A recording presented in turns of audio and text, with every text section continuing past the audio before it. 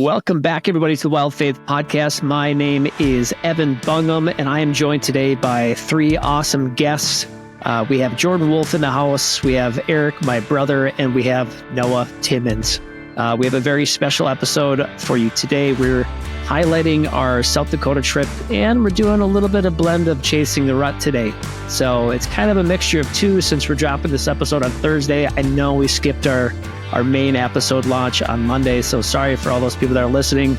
Both Luke and I were out chasing muleys and whitetails out in South Dakota. So without further ado, let's dive into it. Always, how are we doing? Doing good, man. Man, doing good, man. Doing good. Freezing outside right now, which is good though. So ready for this weather. If nobody knows, Jordan he's my local friend from South Dakota. And he is the white-tailed muley expert from out there. Did you guys get any snow out in Sioux Falls? Yeah, just a coating. I mean, it's flurried all day, but I mean, that wind's coming through at like 40. I mean, I'm still hoping my blinds are still out where I put them when I go out there and check tomorrow.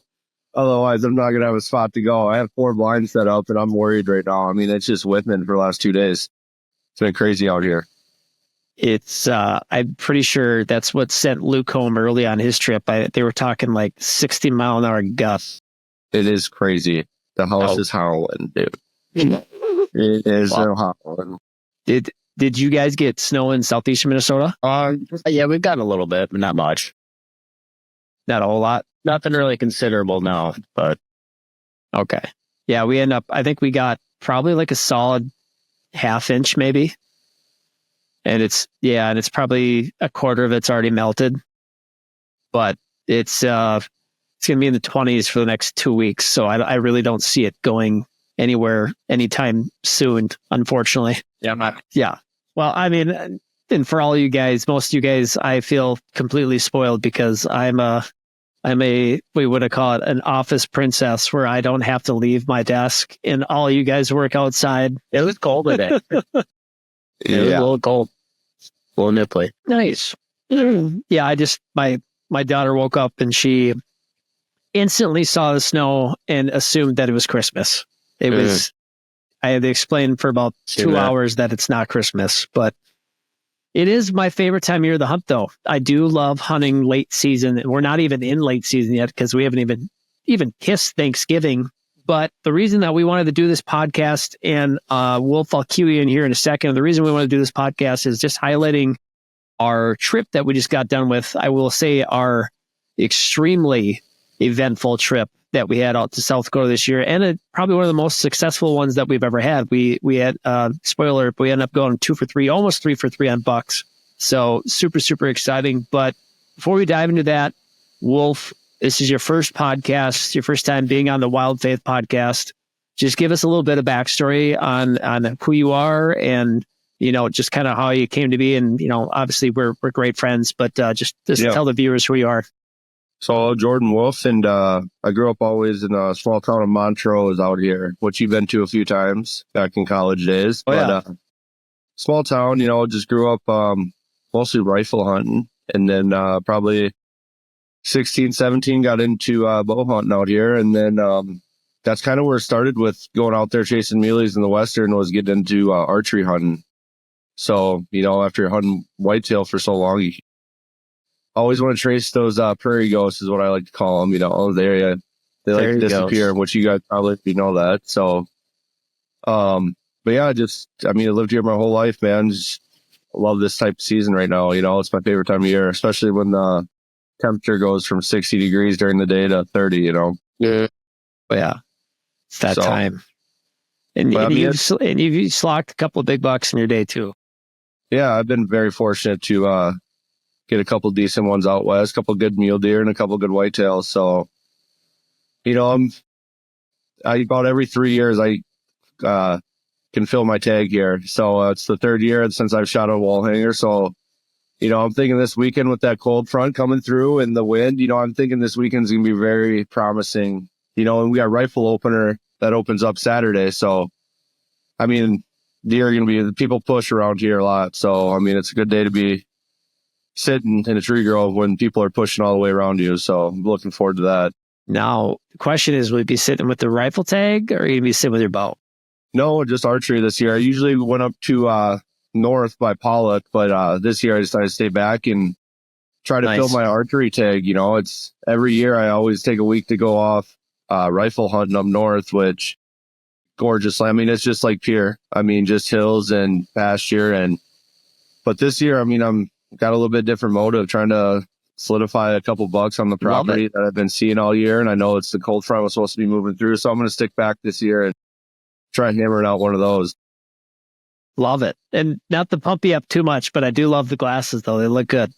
You like that? I mean, they look good. You like that? I was in there getting them and the lady goes, "Do you hunt?" And I'm like, "Yeah." And she's like, "Do you miss a lot?" And I'm like, "Yeah." She's like, "Well, she kept going borderline. So I'm like, borderline, no glasses, glasses. And she's like, "No, you're borderline blind. Like, I can barely let you drive home right now." I'm like, "Well, that explains a lot, you know?" So I'm hoping that does explain a lot. Come in clutch this weekend, you know. If I get one, it's going to be because I didn't have glasses before. That's for sure. No, and that's, and that's a great way to bring you in. And I tell you what, Wolf has been one of my best friends for, my God, it feels like forever since we've been in college. But I just have such vivid memories of we get down with, so we both played football at RCTC, and we would get down with a football game on a Saturday, and we would get down with the game at probably like 3:00, and we'd pack up our stuff super, super quick, and we would just drive straight 4 hours west. And we'd get home, we'd go either, it'd be deer hunting or we'd be chasing ducks or geese or whatever it was. And just so many memories. And that evolved later on to where, this is where we got to meet Zach. And then we started doing this yearly annual tradition of chasing muleys and whitetails, West River Pier. And it's been fun because as time has progressed, there's been years where you've been busy.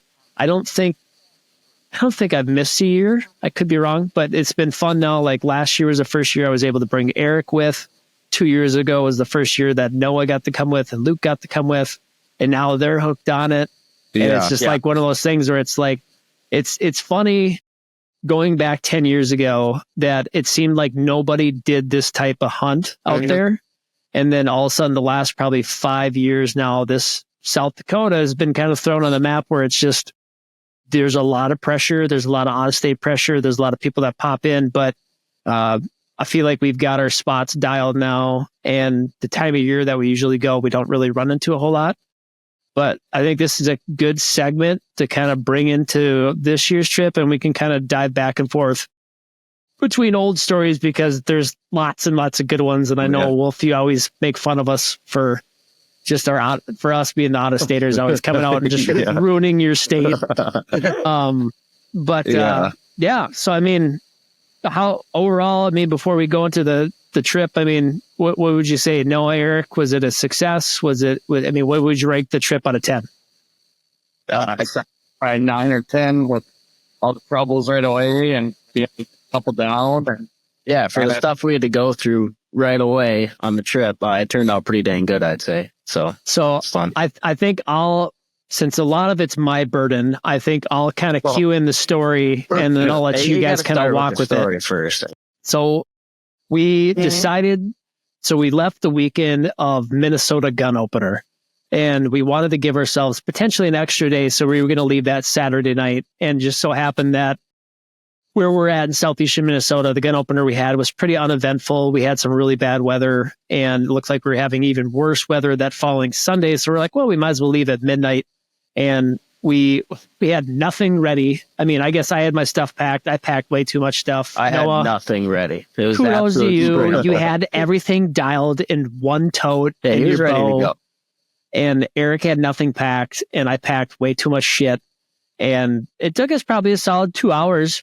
But we got the truck dialed, I would say. And then we pull out of the shed. I crush a boot cleaning thing that we thought end up messing up the truck, which will happen on later. And we set off on our voyage. We stopped at, I believe, Quick Trip in Austin, and we heard some weird sounds coming from the truck that we didn't really think anything of it at the time. Just kind of ignored it. And then we proceeded Yep, we proceeded to drive 498 miles until we got to Pier. I think we made it to Pier at what? It was like 5 a.m. Like 5:30. So made it to Pier, and if anybody knows Pier, like downtown Pier is down in the valley, and then you get to like the upper, I think it's technically the east side of Pier, which is up on top of the hill. And as we're climbing the hill by Walmart there, I proceed to make the stupidest comment probably of the year, and I berate my truck, it's not a new truck, but it's a new truck to me. It's a 2014 Chevy Silverado. I should have known better with the GM, but I say that, the previous owners was just an old couple. It was a town truck, never really got driven out in the country. And I'm like, this is a tar princess that's never seen hills in its life. Mm-hmm. And the moment that I said that, we felt it slip and then proceeded to stall out in the middle of the busy 6 a.m., 5 o'clock interstate. I was asleep when this happened. I woke up Eric's dead in asleep. the middle of the intersection as we're not moving. I'm like, what's We got happening? a lady that's trying to push the truck.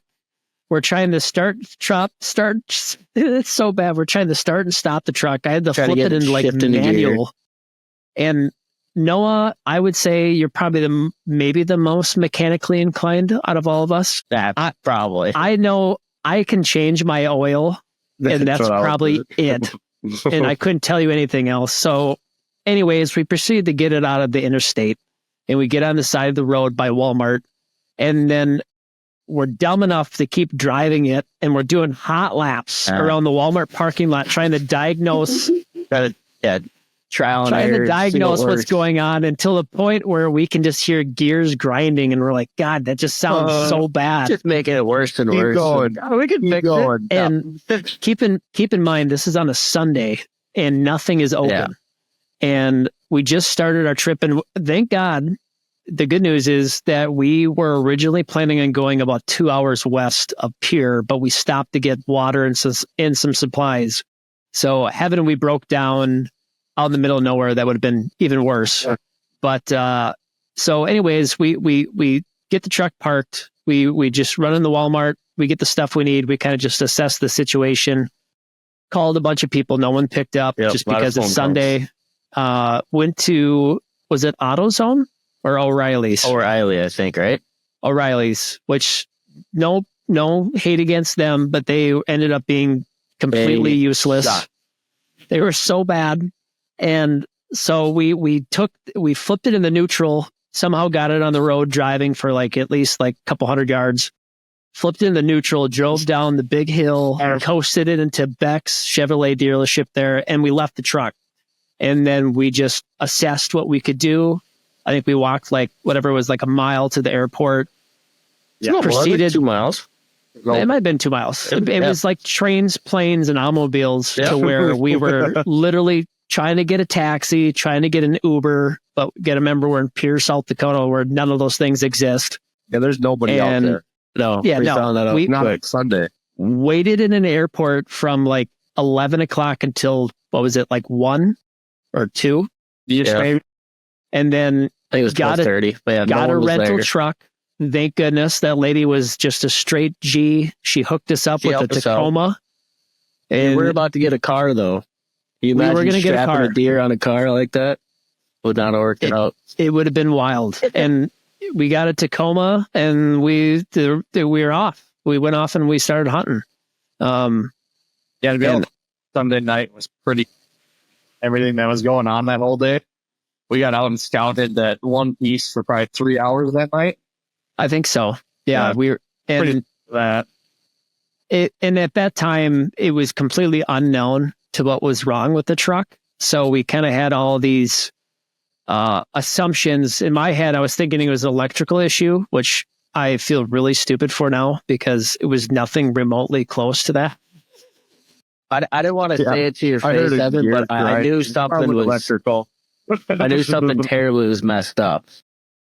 I knew for sure something bad. So the plan was we camped at a campsite that we've stayed at in a really long time. I'm sure if anybody wants to figure out where we're at, they could probably figure out pretty easily. But for the namesakes of doing what the hunting public does, we'll just kind of keep our mouth shut, not to put too much pressure on spots. And we proceeded to camp, and then we're going to roll back into town at like 6:00 to be the first ones in line at the dealership to get it fixed. And then after we met with the dealership, they pretty much told us like, yeah, we can get you fixed up, but it won't be until December. Well, we're only there for a week. You have to stay. Now you got to hunt till December. And we called, I think, 6 other places and got told that we could get seen on like Wednesday or Thursday, and which is no bueno for the situation we had. But shout out to High Plains Diesel. If he is listening, I got to get him hooked up with a card and for sure some Wild Faith gear, because this man was a lifesaver. Levi, thank you so much for all the help that you did with us. But got it to Levi, and then a little bit of stress started to alleviate because we had a plan. We were getting the truck fixed, and through all this too. And the biggest part I want to bring through the story is that, it's not a testament of faith, but it just shows you that, and I know we did a lot of team prayers and we prayed a lot and stuff too, just trying to navigate through all this, but we could have just been disgruntled and upset and mad. But I would say honestly, throughout the whole thing, we were all very cool, calm, and collected with it. And positive with it, just putting trust in the big man that he was going to make it happen for us. And, we got it dropped off at Levi's shop, and we were hunting, we were just back to the original plan. And all we knew is that we were going to get a phone call at some point in time with probably bad news of what the status of the truck was going to be, but we were still hunting, and then, I obviously proceeded, I think, where did we, trying to think what we end up getting out hunting at like 11 that day, maybe. This is Monday, right? This is Monday. This is Monday. This is Monday. Maybe be able to look at it because it was Veterans Day and he had a program he was going to. Oh, that's right. He actually got diagnosed by Monday night because I was out on a stalk and you guys literally texted me that the truck's a goner. Yeah. Oh, yeah. Noah, right. So that's good. So Noah, why don't you cue us into that? Because you were the first one. This is really probably your first legit stalk too. Yep. Yeah. We were walking out of this piece because we weren't really seeing much. It was windier than crap that day, like 40-mile-per-hour gust. And walking out, also I saw what I figured would be just a rock, but looked and it was like 2 or 3 does walking up this ridge. Then all of a sudden we kept looking. I was like, holy crap, that's a monster. And so we kind of just sat down, got a couple spotting scopes on him. He bedded down. We thought he was with one doe. All of a sudden, I think he was at like 850 or something like that. So I kind of cut that distance to about 300, dropped my pack. Then got to about 150, dropped the boots off, and then walked on about 30 cactuses. Yeah. Fun. Yeah. But then I got down kind of within about 100. I was like, holy crap, he's got 3 does with him, all in like a trot, looking in every direction. So I think I was moving at 10 yards per half hour.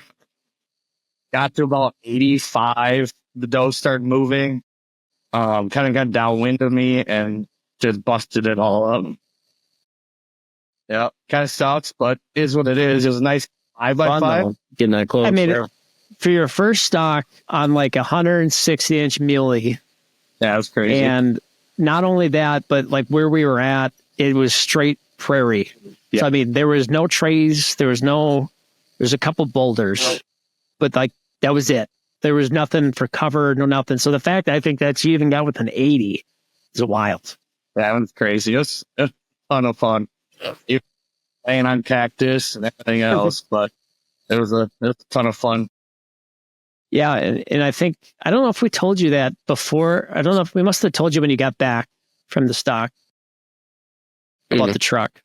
Okay, yeah. Or did we tell you mid-stock? I can't remember. No, I don't think it was mid-stock. It might have been. It's a goner or what?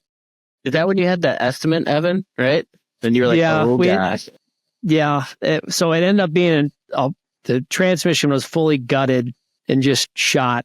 And the quote came back and it was well over, we'll just say $7,000 or $6,000. It was just astronomical for what we were not expecting to happen to our trip. But it's just money at the end of the day. I mean, it sucks, but it's just funny. And, but it didn't dampen our trip. I mean, we kept hunting hard after that. And, Noah had that phenomenal stock. And then I think kind of going the day 2 and 3, is that when we got stuck with just crazy high winds? It was pretty windy then, yeah. Did you guys feel more comfortable like with those high winds with doing stalks for noise reasons? And, I've noticed with doing stalks like that, I kind of prefer more windy days rather than a calm day. For sure. Stalking.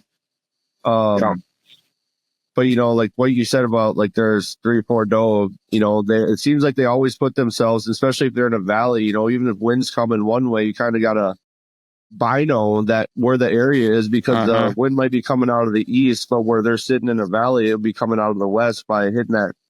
It just swirls, it swirls in the bottoms, which makes it super tough. The craziest thing about his stock, Noah's stock, that first one, talk about how they just know how to survive out in the prairie, is like where that buck was bedded. He stuck out like a sore dick. I mean, like I have pictures with my phone and my camera where you could just punch in and you could see him clear as day, bedded up on the backside of this rock. But Noah didn't find out until he got there with the does, because there was a doe facing one direction, there was a doe facing another direction, and a doe facing the other direction. So not only was he pinned because there was 3 freaking does looking in 3 different directions, they also in 3 different locations within that ridge, to where if that wind swirled even freaking 15 degrees, he was going to get picked off. And I think that's actually what ended up happening, wasn't it? Probably. It's if tough. The wind better, I think could have got shot at him about 60 yards, but the wind they walked right at kind of downwind of me, and it's interesting though, like you said about the high winds though. I don't know if you've ever seen this wolf. This was the first time in my life, I guess in the 10 years that I've hunted out there, that I've ever seen it. We had probably, I want to say like 50 mile an hour gusts was probably maybe the max that day. And we've hunted in that crazy of weather before out there, but I've never seen mule deer herded up before. And we walked that day, that next day, we walked this whole entire piece, and it's a fairly large piece. And, for like windy days like that, they really stick tight. I think, especially in those mornings, they might sit longer in those draws where they don't come out of the coulees and stuff. And they're holding really, really tight to the bottoms. But I mean, we walked almost everything where I've been there and hunted there before, where I've seen deer, no deer. And then by that last 2 hours of last light, all of a sudden it was like, I didn't even believe Noah, because Noah's like, oh God, there's 20 deer. I'm like, no, there's not. And like turn around and there's like 35 deer just herded up. I've never seen that before. That was cool. Yeah, you'd think that's a little early for that. Because I know they do that in like late season. Late season's huge. I mean, just like any whitetail you see in January, that kind of, when the temps really start dropping, you see those herds of 30 to 40. But I do notice that even going out west rifle hunting in the past, around that late November, early December, that you see, it's not uncommon to see a group of 10 to 15, which whitetail is not anywhere close to that, a group of 3 or 4 with 1 buck. But, it's just, I don't know. I've always seen it that way though, is that you'll see out there with, it's not uncommon to see 10 or 15 deer together for mule deer wise. And, I don't have an explanation for that, but. Well, the weird thing about it though, is like that next day they were all broke up again. It was just like they heard it. And like, I was doing a little bit of reading on that too. And sometimes that does happen. I've just never seen it, of where on high wind days like that, especially like that, where they just must feel safer being all together like that. Because I mean, that next day they were finally broke up. It's just super hard to do a stalk when you have 30 sets of eyes. Almost impossible. I mean, it's almost somebody got that guy there too then, right? Yeah. And it could be pressure too. I mean, with people pushing to spots, with other hunters out there. But I mean, even to get within 80 yards is a success. If you had, 5 deer, I mean, that's still pretty. I mean, you're 20 yards away from maybe taking a decent shot, or 30. I mean, that's not too far away. Yeah. And, kind of going with that then too. I mean, that took us, I think I want to say that was like Wednesday maybe. And then Erik, I'll let you kind of cue into Yeah, on your Thursday trip because you had a pretty eventful day on Thursday. Mhm. Yeah, Thursday. That's what piece were we at then? Have we ever been there before? Wolf and I have lots of memories out on the West River side, and this was we were hunting a spot where Zach, if you're listening, we didn't find your release that you lost. Yep. We looked for it. Yep. Know where you're at. That's drinking out of cattle tanks and just enjoying the beauty of pieces on the West property. I mean, I remember that one year before Erik starts in, but we went all the way down to the water and remember that fog just started rising with the sun. It was God's country. I mean, it was beautiful. That was one of the most memorable moments and that's early season. I mean, that was early on in our first, I think, second or third year out there. Because I remember the first couple of years we went out, we didn't care where we went, but we always got down to that bottom. Do you remember meeting Matt? Yeah, that was the year with Matt up in North Dakota, Matt, when we stayed. Yeah, Matt, near that. Matt, if you're listening, I'll tag you in this episode just so you start listening to the podcast. But I can't remember, and maybe you remember better, and we'll get into it. And this is kind of why I like this, because we can kind of just BS our way through this. But did we meet Matt at the truck? Or did we meet him I feel like we met him in like the middle of a stalk. No, we met Matt. You were talking to Matt. You said you had this guy you've been talking to, which he came down. He actually came to the Super 8 motel that night. No, I know, but we met him out on that piece. That day. Yeah. No, that was that. Remember there's that small chunk of private? We were out on that west property where that's where we met him at.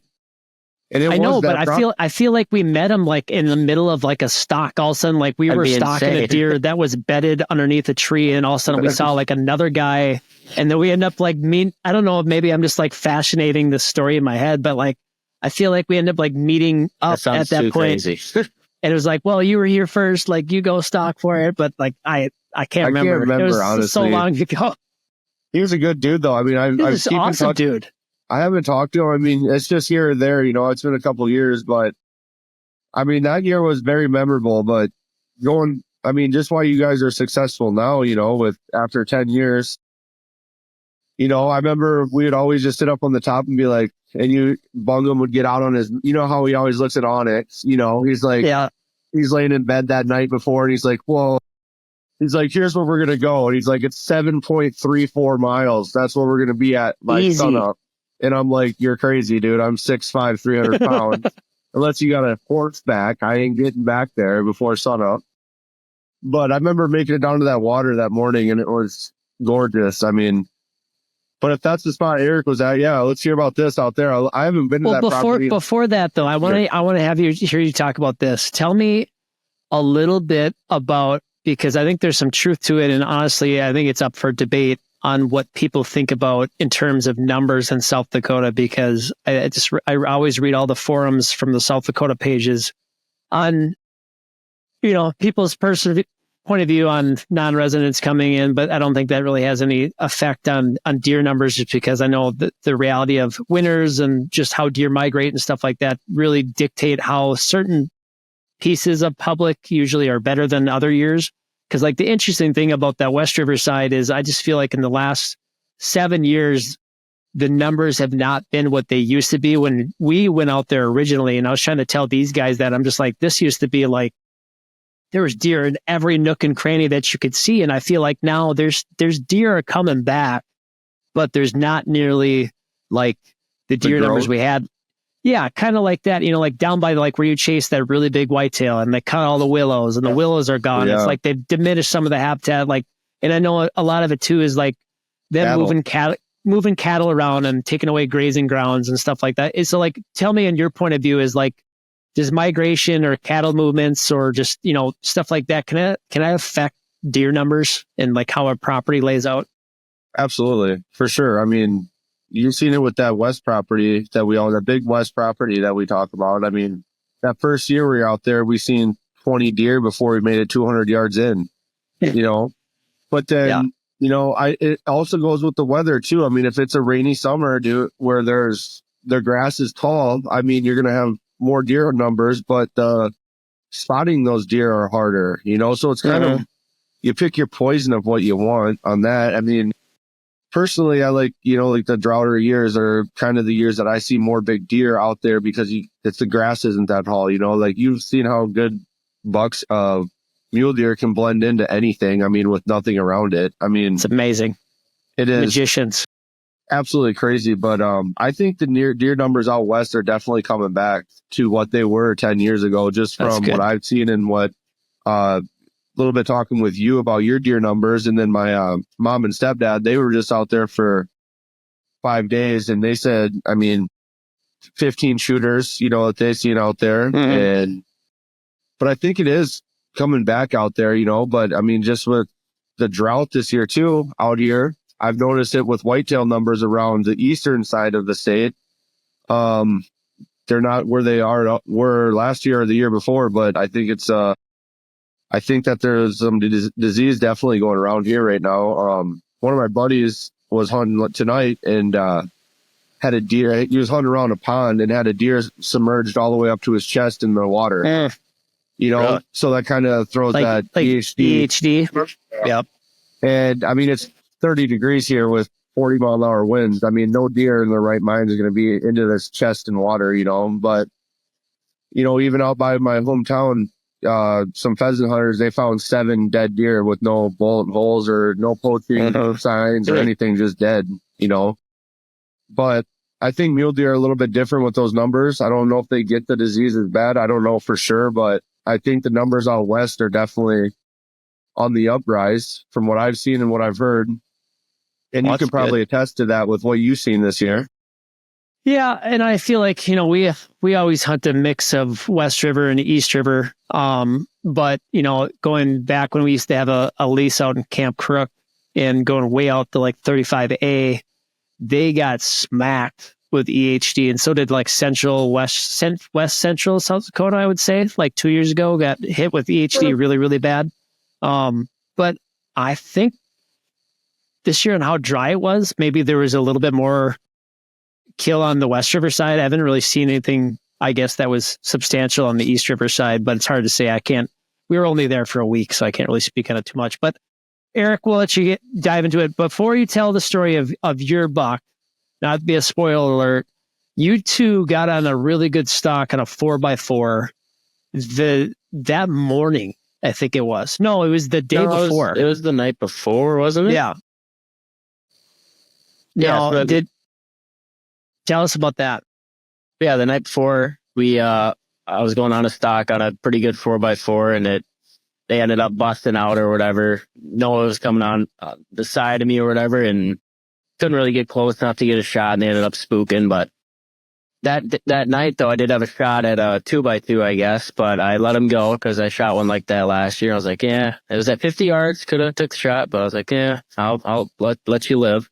But yeah, that next morning, though, we went out to that spot, and we got there early and glassed for hour and a half or so. We saw a couple does and I think another small. Parked in the wrong spot. So we could have parked a little farther down. We ended up walking you guys for like an extra 2.5 mile walk. Yeah, that was a long walk for early morning.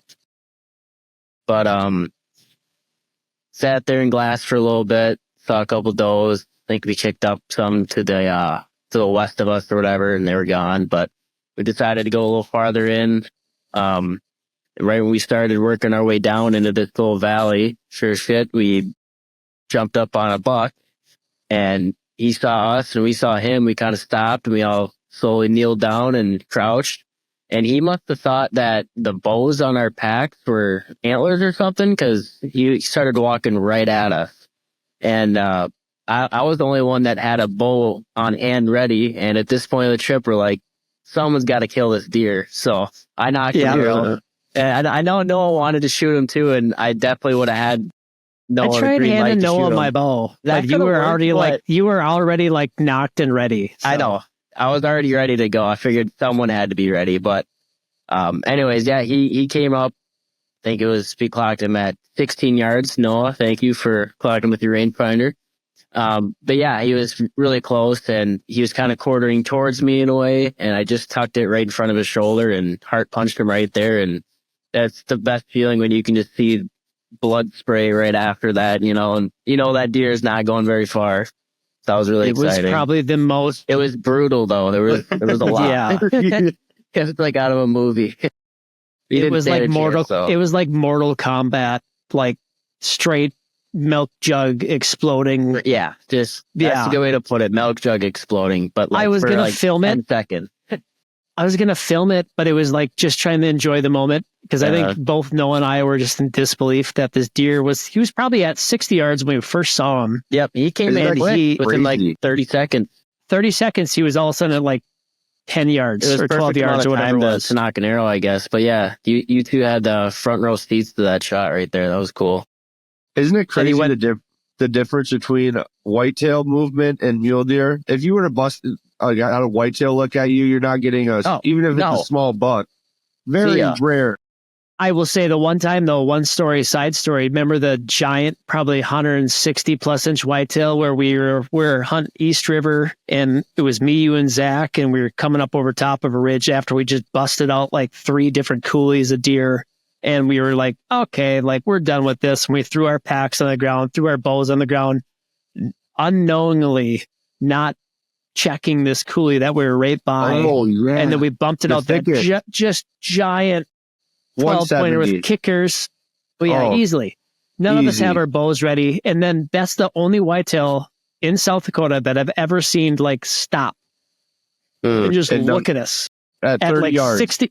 Oh, I think it was like close. Dude, he came right out of those thickets. It was pretty close.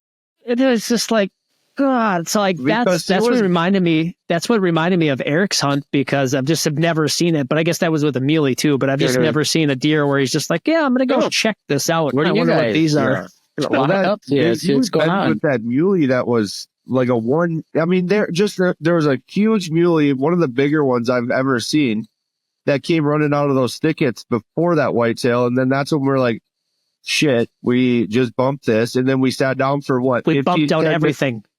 Not even for like 10 minutes. Started laughing, and then that whitetail comes running up, and it's probably one of the bigger whitetails I've ever seen at 30 yards, and all of us are just disbelief. Like, I thought it was God. I was like, and this I think is not he real. did like a double bound too, where he stood at like whatever it was, like 40 yards, and then he bounced to like 60. Still killable. And none of us have our bow ready. We're just like watching this deer, just like. I about threw my bow at it. Like, that's how close I thought he was. I was just like, whoa. So anyways, Erik, you freaking just heart punched this deer. Yeah. How far did he go? 50, 60 yards. If that, I don't even think he went that. I think he went like 40. Actually, it was probably shorter than that. Yeah, he went right down in that bottom ditch and he died right there. He was literally probably dead the minute that arrow hit him. No, instantly. It was just running off adrenaline, I guess. Which is awesome. That's the best way to do it right there. And then tell us about the pack. It was your second pack out now. Yeah, that was how far in? Can't remember how. Probably 2.5 miles, I bet. Dude, maybe that was at least 3.5. I don't know, man. That was a long probably walk. 7 to Erik. He probably felt like it was 10. Luckily, we were near the road, so I did take at least 3 or 4 breaks because that pack was pretty heavy. But did your brother help you? No. He went over and kept hunting. Did you tell these guys who packed out your guys' deer the first 3 years? What? You guys brought little backpacks that kids go to school in out on? We'll get to that story. That's a good one. That's a classic. But we'll get to that funny. one. No, but yeah, I packed it out and put my pack next to the road or whatever, then walked down at least another 2.5 miles because, again, we did not park very close. We were hunting. Pat some cattle there, and it wasn't a bad pack out though. Compared to last year, at least I had a pack because remember last year's hunt, going on my stock on the first mule deer I shot, I left my pack up on a ridge, did not mark it on Onyx, and didn't see it again till the next morning. So that was a little, stuff happens, but that was a live and learn moment, because it was not my pack, and it would have been bad if I lost it. But but you didn't bitch and complain once. You just huffed that thing out. Me and Noah went on our separate little side mission. I don't think, did we see? You guys end up seeing, I remember, did you see anything up there? I don't think you did. You came back pretty quick. No, we saw Didn't we see a couple deer? We out private, like 4 miles away. Oh, yeah. Okay. Yeah. After that, we got back in the truck. Then what did we do? We kept glassing that area to the south or whatever, working our way back towards the road. This East River side?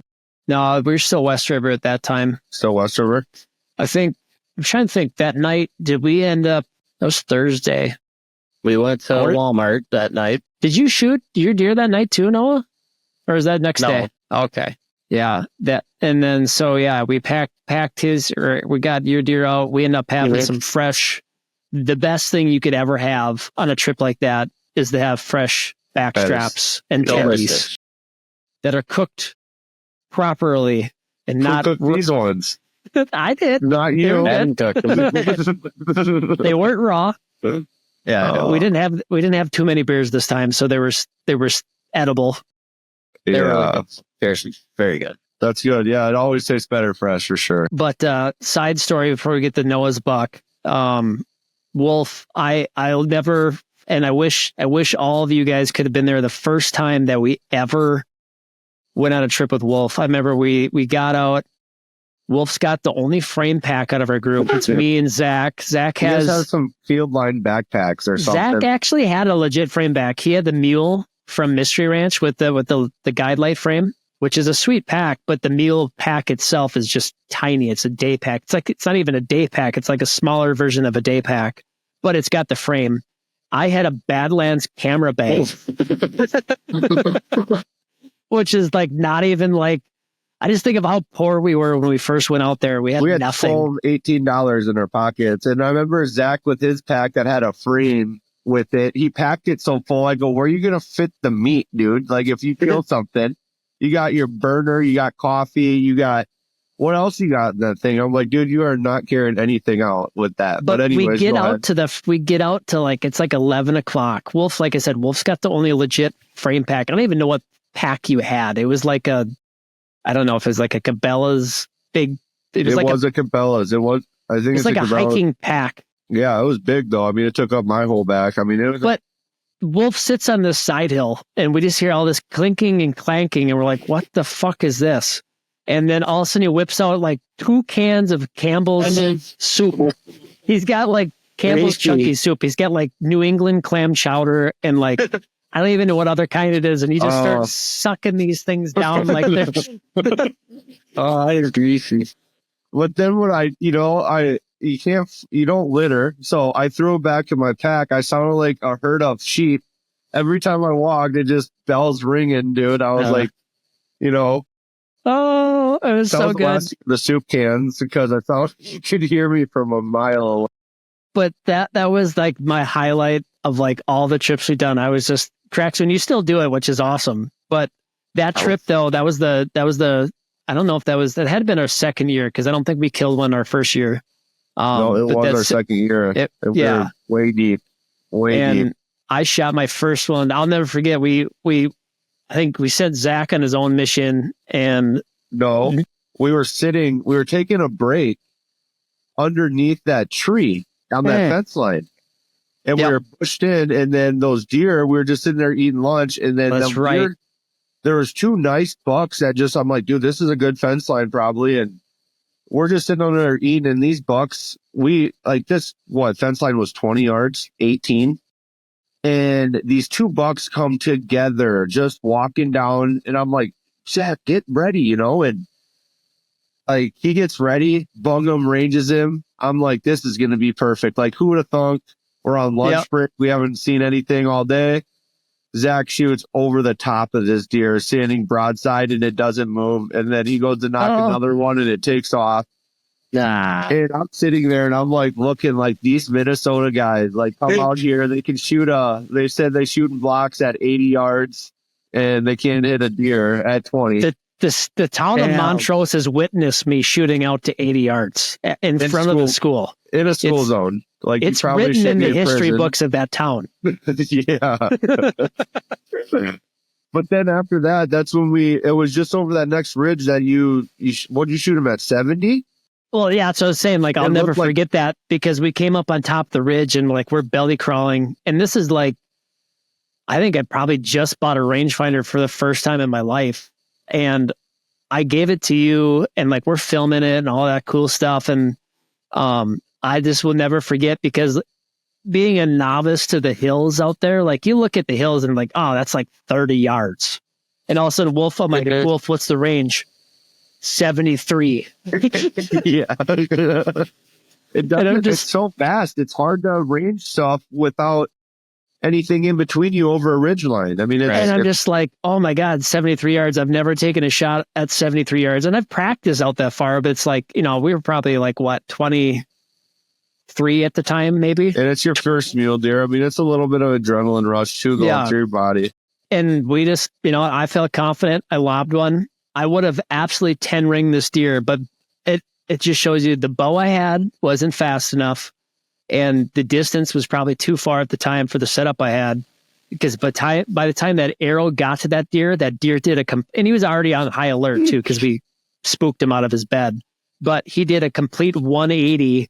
I ended up hitting him in the ass and got so lucky because I hit him in the femoral. I mean, he literally made it to like the top of the hill and was dead and rolled down the hill. To that bottom. Yeah. But the farthest point. When you hit farthest point, I thought we're going to be chasing deer for 4 miles. I mean, we're luckily heading towards the water where I thought was a little sign like, okay, he's going to get to the water, then follow the bottom because he's hitting the ass. And I remember getting up to the top of that ridge and binoing that bottom and seeing your deer dead. And I'm like, look at you. And I'm like, you are the luckiest person. And I've seen you pull some lucky shit out of your ass, dude. Like, that was one of the luckier ones, but then, go ahead. But I mean, I was saying it was wild that it happened. Very thankful that I shot that deer. We got it cleaned up. And I just remember it probably already had been like almost like 4:00. Like we're probably 2 hours away from it being dark. And kudos to you. And thank you for being the pack mule that you are. Wolf literally hauled this whole entire damn deer out for me. Oh, what a guy. In his pack. What a guy. I didn't even pack out my first, what a absolute wussy that I am. I didn't even pack out my first mule deer. I think I carried the head. You did. And you thought you were maybe so cool. like a chunk of meat. No, and that was you were taking pictures all the way back of the deer on your back. That's all you're doing. I was huffing. I about died. And then we get back to the truck after 3 hours. And Bungum was like, "Oh, you want some vet? I'll make." And we had a portable grill. Remember we set up? And you're like, "I'll cook us some steaks." I cooked the best steaks, he says. And he left them on there for about 3 minutes and 33 seconds. He's like, "Oh, you like them rare?" And I'm like, I took a bite and I think I could feel the heart. It was cold in the middle. And Bungum's like, "This is great. This is good." And then that's where I thought Minnesota out-of-staters are a little different with their meat. But, yeah, I mean, it was cool to see you get your first. That was a fun one. Like, it was right down by the water. Very good. I mean, you were definitely due after the first year of out there. And I think that first year, me and Zach shot two. That first year, I think I shot a really, really nice, I think it was a 5x5 or it was a 6x5 West River, and we never found it. That was the one that ran into private, and me and Matt went and got landowner permission from that guy that he pretty much said we could go like the first 200 yards, and that was it. And we never found him after that, and we just, obviously we respected what he said, and we got out of there. But I think Zach shot one that year too, and never found it. But I don't even know when I think Zach didn't kill him for like 3 or 4 years. That doe was the first one he shot. That's what I thought. Like he shot it with like 4 arrows. The porcupine deer is what I call that thing, dude. Oh, that poor dog. That's a memory that I'll never get out of my head, dude. And it's a nightmare of a memory. But I'm so glad you got the deer. Or what? The gladiator deer is what that thing was. I mean, you talk about a deer that can take a punch. That deer took some punches, dude. Yeah. Sounds awful. But I mean, he was definitely due. Even though he took out the back straps out of it, but I mean, even your next deer that you got out there, I mean, you shot that first deer in the ass and got lucky, and then you do a stalk on this deer that we watched for 4 hours. I think we sat on the hill and we took naps, and yep. It was early season. We had lunch. It was September 2nd.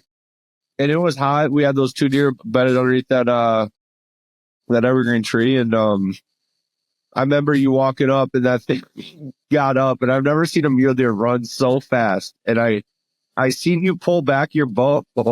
And I go, what is he doing? And you Robin Hooded this thing on a full dead sprint, but made the perfect shot. This deer, like, you thought it got hit by a right. It just folded. Like, and I was like, what just happened? I didn't know he, like, this. It was like Big Buck Hunter. Yeah. And it's just like Big Buck Hunter. I go, and I'm 400 yards away watching this, and I'm like, no way he's shooting that. He released, and the deer just fumbles, dude. And it was like what? It was a Tim Wells moment to where we watched these deer for so long, and I was within 30 yards for like 4 hours, and they just weren't getting up, and I was trying my best to get them to stand up, and I was down below. They were up top. He actually ran down the coulee towards me, so he was only 20 yards away, but I didn't even have it, and I wouldn't say they were full sprint. He was like trotting, and I just kind of put it just right on in front of his shoulder, and I double lunged him, and he literally just did a cartwheel, and he died in like 10 yards. It was the craziest thing. He's sitting right here right now. Or I got the full mount on him, and he's beautiful. I think he's a 7 by 6. Gorgeous deer. I want to get back to our trip though. So Noah, we're into this next day. We got 2 days left at this point. Actually, I should say it was unknown how many days we had left because we didn't know about the truck status because we never really did get a full spectrum report of like when we could go home or when the truck would be done. But we knew our time was getting short. Yeah. So kind of walk us into your hunt now because I know you didn't really get an opportunity. You got maybe a couple opportunities or your first trip out there, but this was really like your first chance to like schlock a deer. Yeah. South Dakota. Tell us about it. Yeah, I think it was Thursday, kind of probably like 3-ish. I would guess. Me and you were kind of making a play on a group of deer and kind of just walked up on this deer that I thought was a doe. And she was just sitting, or he was just sitting at like, I don't know, 75 yards. And I was trying not to like spook him or nothing, but also I was just kind of like, screw it, thinking, I'm not going home empty-handed again. Killing something. Yep. So all of a sudden I started kind of making noises, like kind of grunting at him and whatnot. And he came a little closer, still thought it was a doe. At about 70, facing right at me. And I just let one loose and basically ripped his whole stomach out, everything. I mean, I couldn't believe, he probably went 60 yards after that, I think. Did not stand a chance. Yeah. He got opened up. Where were you shooting for broadheads again? The magnets, like, I think they're like Surzers or Sur. Okay. Like that. Yeah. Yeah, that deer had like collateral damage done to it. Yeah. Ripped out the job. Everything. Yep. Yeah. It was gnarly. They didn't have to gut it. Heck of a shot. No. What's that? No. Literally. It's impressive. Yeah, I didn't have to gut it. No, nothing. And then all of a sudden, me and Erik were just sitting there kind of waiting. We had a beer and Evan came down. He's like, oh, it's a button buck. I was like, oh, no crap. It is. Yeah. Hey, first buck, man. Yeah, that's right. Yep, first and then, buck, of course, like literally 30 minutes after, I was just kind of sitting there waiting because I knew Evan was out hunting. So I didn't want to like blow up his chances. Just a monster 5x5s up on top of the ridge with the sun. How far was he from you right there? He's probably 70. So, oh my God. Definitely could have got it. You got a really cool picture though. Yeah, it was cool. It's kind of blurry, but really cool. Yeah. Well, and the funny thing, the hindsight's 2020 because, we'll kind of go into my hunt here because I really left it to like the last absolute possible minute. But that piece that we were hunting, we probably should have stayed there the whole week because it ended up being where we end up seeing, I think, like 15 different shooters in 2 days. After all you guys were already tagged out. Yeah. That's kind of sad. But I also think too, part of that was like we didn't really see the like by like midweek of our hunt. We're talking like this is November, what, 14th maybe at the time. Yeah. Like the rut was just starting to pick up where we really started to see the bigger bucks start really dogging does. Yeah. But yeah, kind of going after that. So oh, you're good. Can you hear us okay? Yeah, now I can. Good. Okay. So yeah, we're going into, so Noah shot his deer. We went back to camp.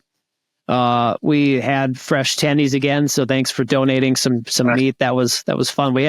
We got after it a little too much that night because it's always the hard thing is like after like you two are tagged out, it's hard playing the game of like motivating you guys like, and I want to thank you guys for all the help you did, not just mentally for getting me through this trip with the truck and just all the ups and downs that we had with the trip, but for getting up and getting me to where I needed to be and then, ripping down camp and all that good stuff. But so we're into Friday now, knowing that officially Saturday is our last day.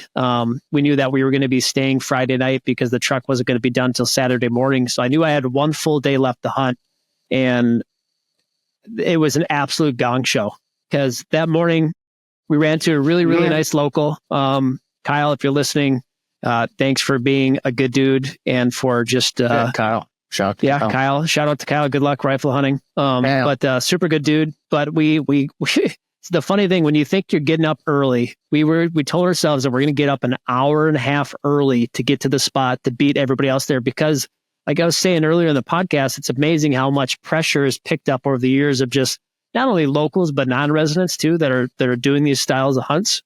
And he beat us there by about 30 seconds. And it's like, you're not going to be a dick and you're not going to be like, hey, I'm going here, piss off. It's like, you were the first one here. Where are you going to go? We'll go where you're not going to go.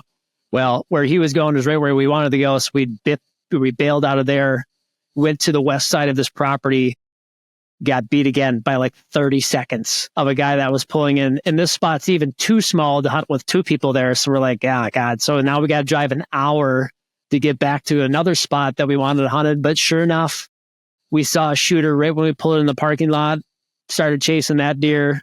That proceeded to turn into us seeing like 4 or 5 other shooters and then just never getting on deer. And we end up having pressure all day. I think there must have been 7 or 8 other bow hunters that were in this unit with me that day, pushing deer around kind of like crazy. But I kind of held strong to this one point where I could oversee a lot of these peninsula points because I noticed, especially with high pressure like that, a lot of these deer they hold tight and they get all tucked up. And I found one spot, there was 4 shooters in, and it was probably this little 3-acre bubble of cedar trees on a peninsula point. And there was probably 6 does in there, 2 little bucks and 4 studs. And I just watched it all day. And it got to a point where I had to kind of make a move. And I just there was a little buck that was bedded since probably 1 o'clock to like 2. And I just said to myself, if I could get to that deer, I'm going to get a shot at something. And at this point, I was killing anything. If it was a doe, a spike, a little buck, it didn't matter. I was filling my tag. So 2 hours into the stock, it's about 3 o'clock. I closed the distance after belly crawling like 200 yards vertically downhill, got to this bottom, climbed through these cedar trees without bumping deer, end up having a shot at 2 spikes at like 70 yards, I think it was. Felt highly confident with the shot. They had no idea it was there. I ended up just pulling it a little bit, and I just shot it probably about 2 or 3 inches over his back, and which is unfortunate, but it worked out because after these deer ran down, they went down this peninsula point, and I end up finding one of the really big shooters that I saw earlier that was actually bedded on the coast of the Missouri. And it worked out perfect where I watched this deer for probably an hour and a half, which is a good thing, but also a bad thing because at this point, it's probably like 4 o'clock. I got an hour and a half left to light. Yep. And I had to make a decision. So I ended up deciding to take the long, probably half-mile loop all the way around the coast, got on the backside of this peninsula point. I wish I could have had a camera guy because it was one of the coolest stalks I've ever been in my life. Looped around all these deer, climbed to the top of this peninsula point on the Missouri. And through all this, you got to think, in my brain, all I can think about is getting home, I'm thinking about the truck, how much it's going to cost, all the ripple effects of that. I'm very thankful that Noah and Erik were able to harvest deer. Noah was able to get his first deer.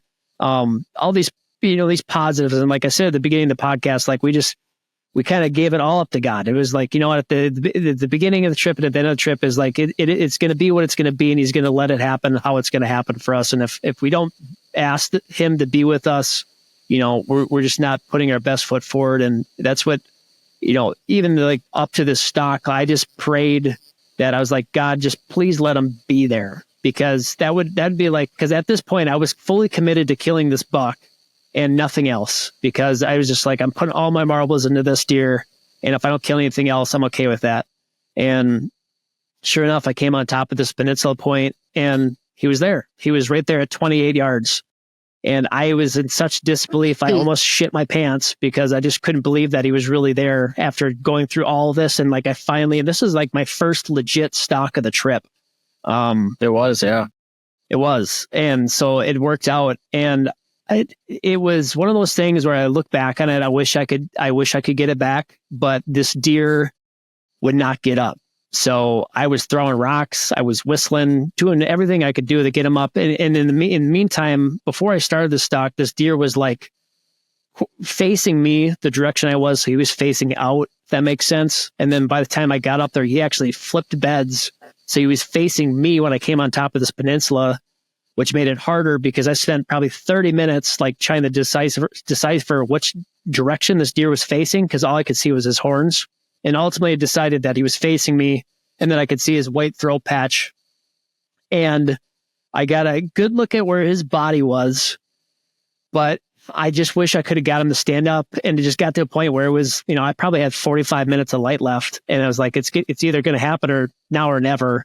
And I just kind of got to my knees. I drew, and I was hoping he was going to stand up. I'm like whistling, trying to get him to stand up. He's like peeking his head up like this. And I just have seen it before with mule deer where, they could bound in a second from even a bedded position. And I felt confident where his vitals were, took the shot. It's questionable to where we will never know, I guess, to where I hit him. But I think I hit him high shoulder, clipped a single lung because of how much penetration I got in the arrow. But from what you guys have seen, that you thought I got, I tucked it behind his right shoulder and buried it in his back shoulder, but we'll never know. Anyways, this deer bounds off, and I could tell that I thought I had a really good hit on him at the time. But I knew I needed to get another arrow in him just because the lack of time that we had. So I ended up chasing this deer for probably 400 or 500 yards. And if we just would have had more time, I would have just let the deer rest and just not pushed him at all. But I ended up getting another shot off at him at 60 yards after going up and down probably, 4 different ridge sets, and was just exhausted because at that point in time, after that deer covered that much ground, I only bumped him one time. It just showed me that it really wasn't a fatal shot. But even on a single lung, a deer could run forever. But I knew we had to get out of there that night, so I was just doing my best to put that animal down. And I ultimately missed him at 60 yards, and we watched him from the truck, bed down where we thought maybe he'd be in the morning. And sure enough, we went back there that morning, and we found just a little bit of trace of blood and no deer. And it was unfortunate, but at the same time, I'm sure that deer is chasing does right now, or hopefully someone else shot him, being that it's that pressured East River. He was definitely hurting, which makes it a little bit worse for me. And this is I think this is my second or third deer now that I've lost in South Dakota, which is kind of hard to eat, but that's kind of part of the hunt though. It's a Western hunt. It can get Western really fast, and you just got to take the shots you get. And I just wish I could have made a better shot, but it's how it goes. We still killed 2 bucks. It was a blast of a time.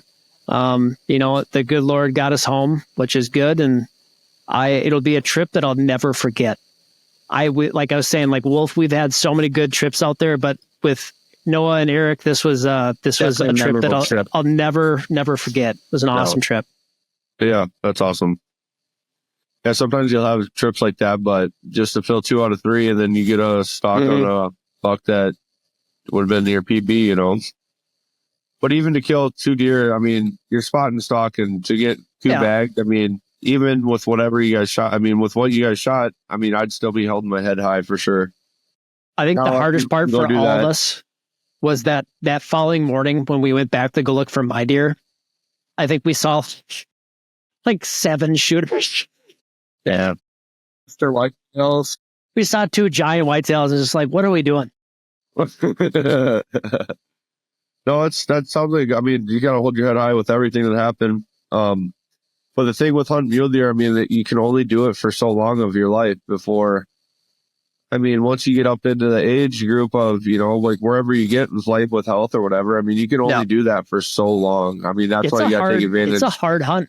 It is very hard, and it tests your body and your will to, I mean, your first 3 days, you're living on a high because you're so excited. But then those 4th and 5th and 6th days, I mean, those are testaments to yourself of, can I get up in the morning? Can I even walk out of the truck to 20 yards? You know, I catch myself on day 4, 5, and 6 hunting about 50 to 60 yards off where the truck's at, just trying to find something decent to go after. But I mean, it's something that you can't do forever, but you got to do it while you can. I say like by day 4, when your hands start to hurt and your body starts to hurt, and it's just like everything just hurts, and you're just like, yeah. But then you kind of get in the groove of things. I mean, we probably, did anybody ever look at like their watch or their iPhone to see how many steps we actually did? I mean, mine said it was averages around 20,000 a day. That was at the end of the day though. So, I mean, hard to say. But do some math. Because I know a typical hunt for us, we've done about 50 or 60 miles. Actually, it had to have been more. So you see 20,000 steps. That's about 8 miles times 6. Who's good at math? Not me. 54 times 6. Yeah, so that's about right. So we're probably right on pace with that. Maybe a little bit less than we'd normally do, but we're somewhere else, so weren't able to get out the whole thing. You know? Yeah. So I want to know before we go into some other stories, and I just want to go down maybe a little bit of a tips and tricks, and maybe a little bit of what we saw for a report for people out there, you know, from a eastern and western South Dakota perspective for what we've seen for deer activity. What was the highlight of the trip for both of you guys outside of killing your deer? Oh, I was gonna say killing my deer, but no, we can't hear you. You hear me? Now I can hear you. For me, it's probably that first stop I put on the big 5x. Yeah, about you talk. So you'll get within, hear them breathing, and he got up and kind of shook the whole body up. That was cool.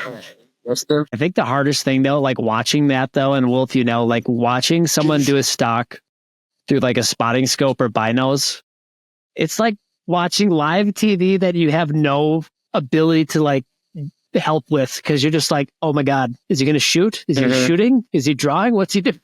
I think I asked my question of what are you doing? I think I've said that to myself a lot watching people do stalks. Is like, you're looking and you want to just whistle at them and be like, what the hell are you doing? You know, like, what are you doing?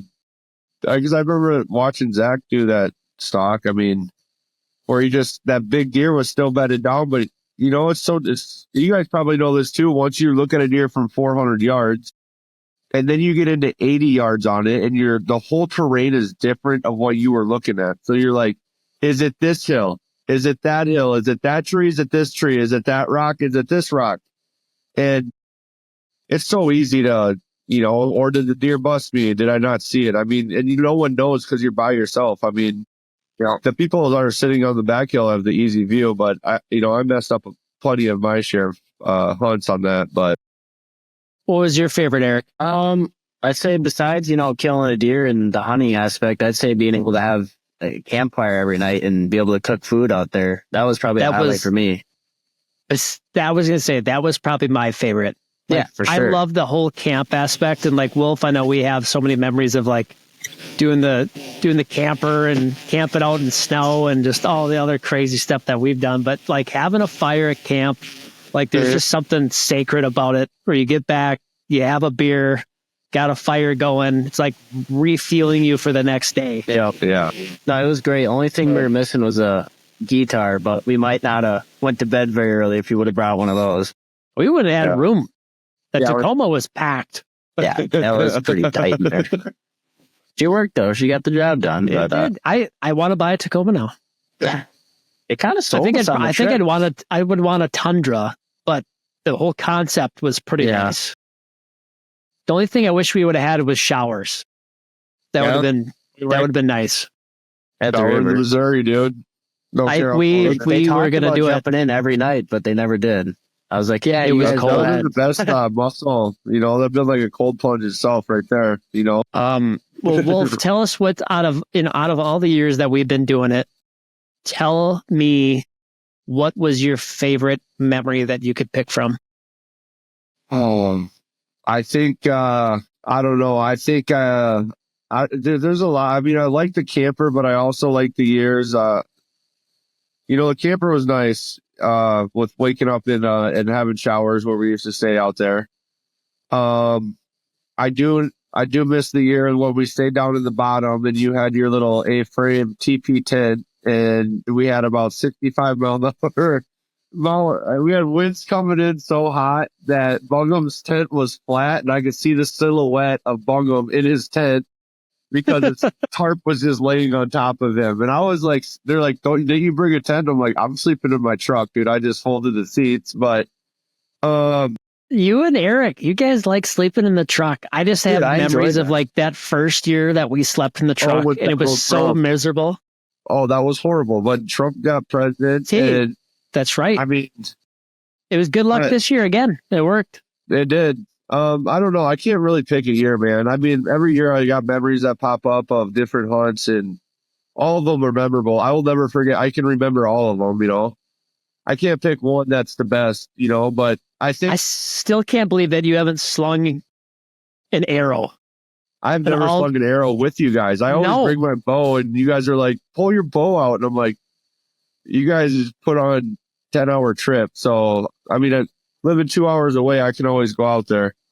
But I enjoy watching you guys do that. You know, it's something that I want to continue to do. And I've been watching you guys chase mule deers. It's something that I get to see I get to see it more often than you guys. So when you guys are there, you guys are first priority. If you guys would kill deer on day 1, 2, or 3, you know, you might be able to see me. You know, if you wait till day 7, you guys are still first come. I'm trying to think my favorite memory. My favorite memory is honestly probably the year that I killed my velvet buck because I was on a high because that was the second day of the trip. So we got there that the night of the first, which is opening day, shot my buck that afternoon. And then that camp, I mean, we ate like probably a quarter of my deer that whole trip. And then like I was telling these guys on that trip too, you know, I bought my fishing license that year and was like, I'm going to go catch some catfish. I got time to kill. Like, why not? And then I tried frying up catfish and it was the worst catfish I've ever had in my life. It was so bad. I think that's operating. Dude, the catfish off the Missouri are some of the best. What were you catching catfish That's a freshwater fish. I mean, that's just very fresh water right there. I mean, I'm going to say it's your cooking ability, bud. I'm a good cook, man. What you've made me in the past. I mean, I have that video that I need to show these two of you cooking food up on the top of that hill on the East property. What a memory. But also, go ahead. I think one of my favorite ones is that second year with watching Zach, what I told him not to do. I said, you can look back at me, but I know me if I go like this, the deer's still there. And he literally was at 8 yards on this deer. Oh, that's right. The ravine was so deep that he didn't see. So he pulls back and just starts. I go, it's noon. We have 5 hours. Like, we can wait. That deer's going to stand up. Zach makes it like 37 minutes. And he's sitting there and he pulls back and just starts walking at this deer like Armageddon. God. And I'm sitting there watching this and I'm like, what are you doing? What are you doing? Like, and this deer gets up and he's like, he goes, I thought it was gone. And I'm like, I told you not to do that. I'm like, we have 5 hours. But just watching him crank his bow back at 400 yards away from me. And I'm like, what is he doing? What is he doing? That was actually where my buck bedded down right in that area. Yeah. Which is funny. And no, the funny thing about where your doe died or your button buck died, that's where all those deer were that falling day, like all those big bucks. It was crazy. It's like they just loved the fact that there was a dead deer in there and there was freaking 20 deer in there. It's wild. So just kind of wrapping things up a little bit here. I know we're kind of being conscious of time for you guys and stuff. I just want to know, setup wise, Noah, Erik, Jordan, like, what do you guys recommend for, and I know you guys are kind of fairly new, Jordan. I know this is a hunt that you've done for a while, but like, what are some big things on a gear perspective you would really recommend for anybody that's really interested into getting or maybe doing their first Western hunt? Water bladder. Very nice. A good one. Good boots. Extra release. Yes, that's a good one. 100%. Yeah, that's extra something release. What else? I Good mean, clothes, just base layer. layers. Yeah, make sure you have layers and hydration. I'd say is very keen because you never know what you're going to get dug into, and I mean, you pretty much got to pack like you're going to stay out there. If you do, Right. you got to pack like you could stay out there through the night if something did happen. You never know what's going to happen out there, and that's why the big packs are where it's at. You can't come with a small Walmart bag out there to go hunting. I mean, You can. you can if your buddy has a big pack and packs everything for you. True. Yeah. I would probably have to go with the pack, binoculars. I mean, it's all vice versa what you like. If you want to run like 15 by 56s or if you want to run like 12 by 50s and have a good spotter.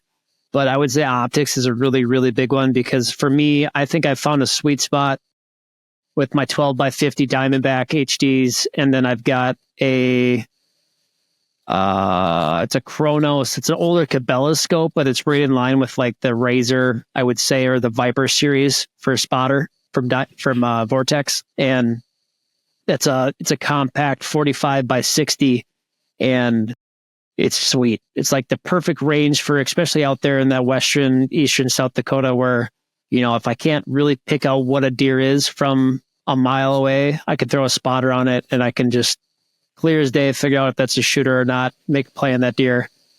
But boots, I think boots are a huge one. You're on your feet all day. Get some comfy shoes that you can navigate in. But I think honestly, the biggest thing is your bow. I mean, I'm the crazy one that I was out there for 3 years with a trad bow, which is wild, but I didn't bring it on this trip, but I just think you got to practice. I know this is my, whatever I said, is my second or third bad shot that I made a deer. And that's just corrections I need to fix. But in terms of just being proficient, like Noah, you made a hell of a shot this year. Erik, you had a good shot. Erik, you had a great shot last year, but I think just being proficient with your bow and practicing and having the arrow set up, having the sight set up to be able to shoot out to 7 yards. If you're confident of taking that distance shot, just because you're never going to know what you're going to get for a shot out there. It's spot-and-stalk hunting, man. Yeah, I agree. Yeah, definitely confident going into those with those longer shots. 100%. So all the practice you can put in helps all be confident in any shot you might be have in front of you. Well, I was going to say, Jordan, you're the one with the bow tag. Give us, and I guess I have a bow tag still too. You guys are both tagged out, but what is your plan here this upcoming weekend? What is your, for sitting? What's your goal? So I got rifle openers. Yeah, like I said, Saturday For East River, right? East River. I don't have my so it's counties here. So you got to apply for a county. I did apply up north, but I'm not going, so, I mean, I think that my plan right now, with the last, like I said, that shooter on Sunday night, I got out of my stand at 5:45. It's dark, but literally 6:15, my shooter buck comes walking through right by my blind. I literally got back to my mom's house and was eating chili and my phone went off and I'm like, you gotta be shitting me right now. Like, this is stupid. Like, I was so mad, but I think my plan is I'm going to be hunting tree groves, dude. That's, I kind of bounce back and forth between the sloughs, depending on the year. I'll hunt around a slough when it gets a little bit colder, but And, I got a lot of alfalfa fields too, but I think my plan this weekend is I'm going to sit tight in, one of my blinds in tree groves around, surrounded by, other hunters that are going to be pushing deer. I mean, that's nice. You have a pretty good opportunity to see the deer that you haven't been seeing this year because of non-pressure. Not a lot of people bow hunt around me. So, once rifle season starts, I mean, it sounds like Fort Knox out here. I mean, it's epic. I put orange all over my blind, let people know that I'm there because sounds like World War II out here. It's crazy. I mean, but you see a lot of movement. I think this weekend is really, I mean, just this morning when I dropped my daughter off, on one side out by my farm, there was a small 4x4, had a doe locked down in the ditch. And then on the other side of the road, there was a huge 5x5 on my grandpa's property with another doe locked down. I mean, and they didn't care that I was there at all, or my mom was there. She sent me the picture, but I think this weekend's going to be big, especially with the snow coming through, the cold winds. It's been a brutal few days. So I think, come Thursday, Friday, I plan on being out there about 2:00 on Friday after work. So I'm going to be sitting all weekend, man, and just hoping that I get a little bit of good weather, that they start to, hopefully they've been, I don't know. It's tough to tell, but I think that the tree groves, and I think they're going to be I think this weekend's going to be a very good weekend for around here. And I definitely feel like the muleys are about kicking off full gear, I would say, probably now for the rut. And whitetails, I would say, pretty much are on par. And people don't really know. They're usually probably a week or two behind of where we're at in Minnesota, I'd say. So I feel like you guys are really just kind of getting the peak of things over there. But knowing Erik, just before we go here, I know both you guys got tags, burning holes in your pocket from Minnesota too. Any big plans for hunting here these next weekend or 2 weeks? Nothing crazy. I'm going to finish getting my muzzleloader sighted in, go out for first time with that. So that'd be kind of do. Yeah, that's probably something I should do too, is make sure my muzzleloader's dialed in. Clean that thing up again. Might not be a bad thing. You're not going to do that. You're going to go out there opening day and you're just going to wing it. Yeah, I probably will. Well, good. Well, guys, I just want to tell you guys, thank you so much. And I appreciate all three of you for Jordan, for all the years that we've made memories out in South Dakota hunting together, and for Erik and Noah for sticking with me for these last couple of years and really doing it. And I know we're getting old. I don't like to think that 32 is old, but I've, been doing this hunt for 10 years now. And I'm hoping to draw a rifle tag next year. This would be probably my first year that I'll ever draw one. But I've never shot a deer with a rifle. But this will probably be my last year bow hunting for at least a couple of years until the kiddos get a little bit bigger and stuff. So, but it's been a fun journey, and I'm excited to watch you guys get out there and live vicariously through you. So I expect both of you to do this hunt, and Wolf, same thing to you. But the one thing that gets me excited, and we saw this when we're out there, is I want to plan a freaking pheasant hunting trip, because I've never seen the numbers that I have this year for just out East River for birds. My goodness, there was just hundreds. It was crazy. Bird numbers are good around here, man. Anytime come down. So I think that's a trip we need to make a 3-day weekend out to Pier, go just blast some birds. And then Noah's the one that brought up to me, and if there's anybody from South Dakota listening that can get us onto here, I will gladly sacrifice a day of hunting to go golf out at Sully. I don't even know what the golf course is called, but they said that they're letting people out for the public in the fall.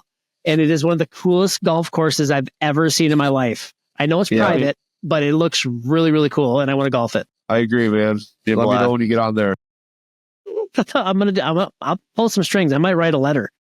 But no, I just want to tell you guys, thank you again, and thank you again for everybody for listening. And if you haven't yet, we're in our last week of Chasing the Rut giveaway. We're giving our Pronto knife. We're giving away a hat and a sweatshirt from the Wild Faith podcast store. Be sure to check that out. All you got to do is follow, tag 2 people, and you're going to be entered in the contest. We've already had hundreds of people that have entered into this, so it's super exciting to see who the winner is going to be. Thank you all that have participated. Contest ends next Thursday, Thanksgiving. So we might do the drawing the day before Thanksgiving, but get it in. last chance here. This podcast is going to go live Thursday, and this is the last Chasing the Rut series. So guys, thank you so much for listening. Thank you for following us all the way through the fall. Jordan, Erik, Noah, thank you guys for hopping on, staying up late for this one tonight. And we'll see you guys next time. Sounds good, buddy. We'll see you guys later. Awesome. Peace. See ya. Thank you for joining us on this journey through faith and the great outdoors. We hope today's episode has inspired you to seek God's presence in the wilderness and deepen your connection with nature. If you enjoyed today's discussion, don't forget to like, follow, and subscribe to the Wild Faith Podcast on your favorite platforms, including Spotify, Apple Podcasts, YouTube, Instagram, and Facebook. By subscribing, you'll never miss an episode, and you'll continue to be a part of the Wild Faith Podcast community. We'd also love to hear from our listeners, so please don't hesitate to reach out with your questions, comments, or topic suggestions. You can connect with us on social media or through our website. Your feedback is important to us and helps us improve and tailor our content to better serve you. And always remember, the great outdoors isn't just a playground for hunting and fishing. It's a sanctuary for finding solace and spiritual renewal. As you gear up for that next adventure, I pray you find God's presence in the crackling of a campfire, the thrill of reeling in your catch, or the quiet solitude found in nature. Until next time, thank you for listening to the Wild Faith Podcast. Take care, and God bless.